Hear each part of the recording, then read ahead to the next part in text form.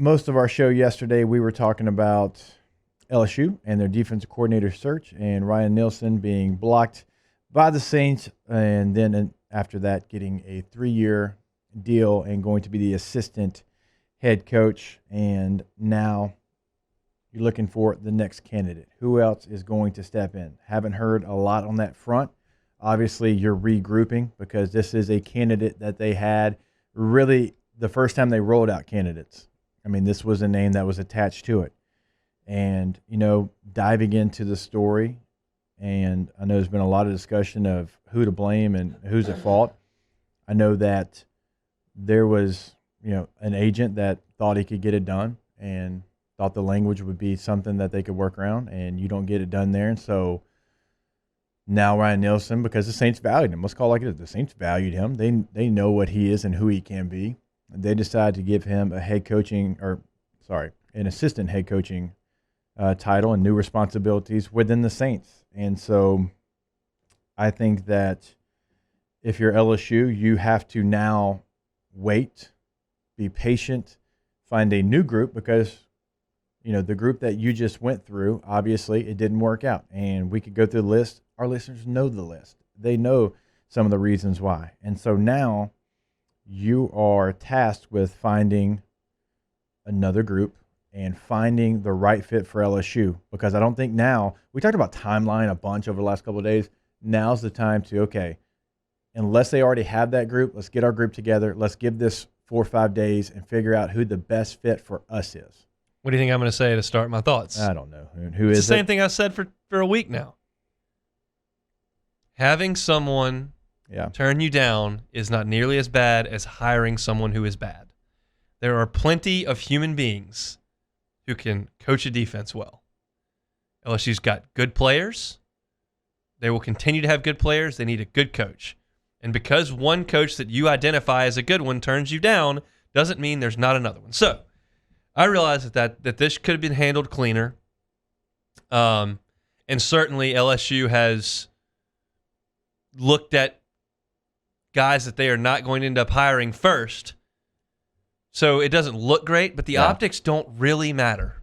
And the result is what matters. And so my sincere hope is that they start turning over some more rocks and find a really good qualified candidate that wants to be here at LSU and wants to run the defense. It's interesting to me how transparent this search has been.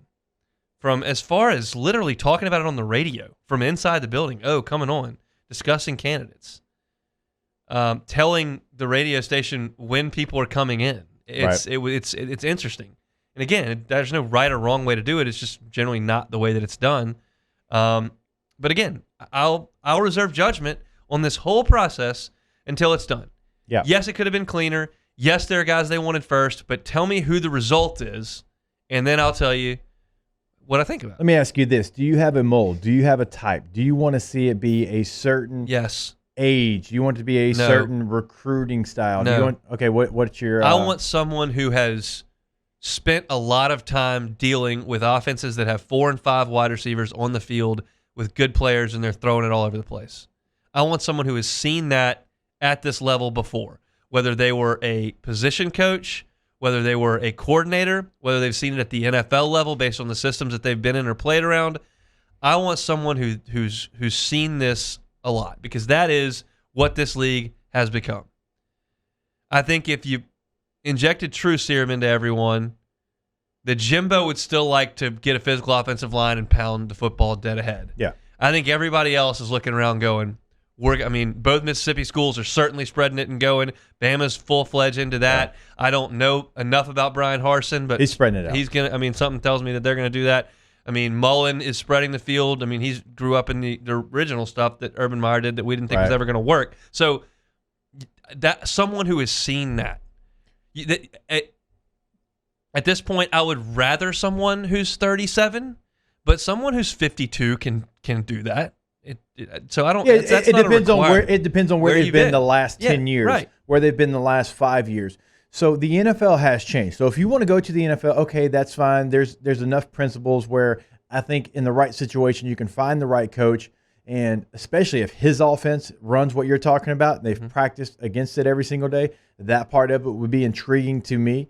But what you're talking about is going to get someone who not only like has learned the spread, but has been raised by the spread, that knows the spread, that knows what it's like to go to 7-on-7 tournaments or 7-on-7 situations and have to stop it on air when you have everything stacked against you. And I also want what you talked about. Now, age isn't a huge factor. If you've done it, you've done it. I don't really care how old you are. It's more about what your resume says. But also, and I've said it over the last couple of days, I want someone who can recruit his ass off. I know that position, when you look at it, has not been a position where you've had a big-time recruiter. It just hasn't. Bo's not a big-time recruiter. Dave wasn't a big-time recruiter. Chavis. Third and Chavis wasn't a big-time recruiter. Like, we know that. Muschamp actually did a pretty nice job. That was a long time ago. Muschamp was a young guy back then. He's still pretty young. I'm not hanging on because Will might come in here and tear his shirt off and wrestle all of us, okay?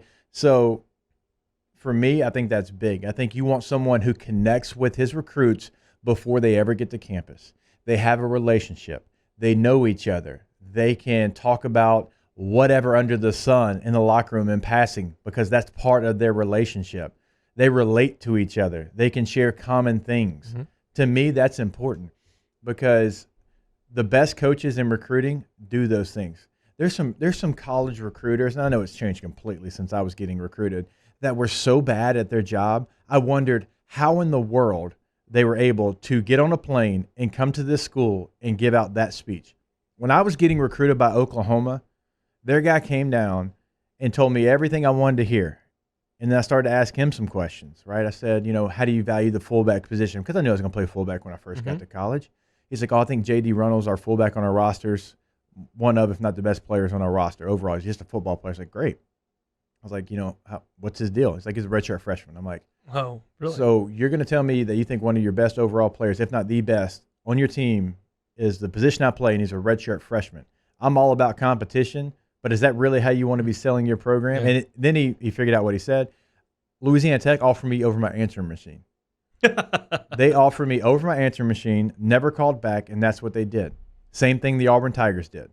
Offered me over my answering machine. So there's some people that just don't get it. And there's some people that get it, and that's why they're really good at their job. That's why they continue to climb the ladder, because they know if I create this relationship early, and you're going to miss on some guys that you have a relationship with, there's no question about it. Like when Les and his staff came down here, it was great for me because I already had a relationship with them from when they were at Oklahoma State and they recruited me. So you're going to have some that don't work out, and you're still going to have a relationship.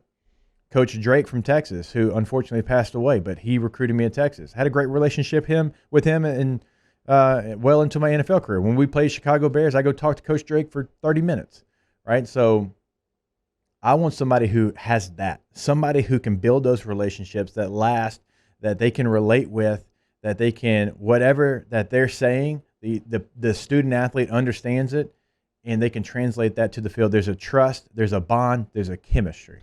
You'll get that out of references and then track record, body of work, and then a little bit in terms of demeanor in a introductory press conference. What I don't care about is when the person gets up on an intro press conference and says, we're going to be attacking, we're going to be aggressive, we're going to dictate what we do to the offense, we're going to use our talent, it's okay. I get every cliche you can possibly spit out. I don't care what you say in the press conference. Just give me the results on the field. And so I just want someone who's familiar with what they're going to see when they come down here to LSU and play these elite teams in college football.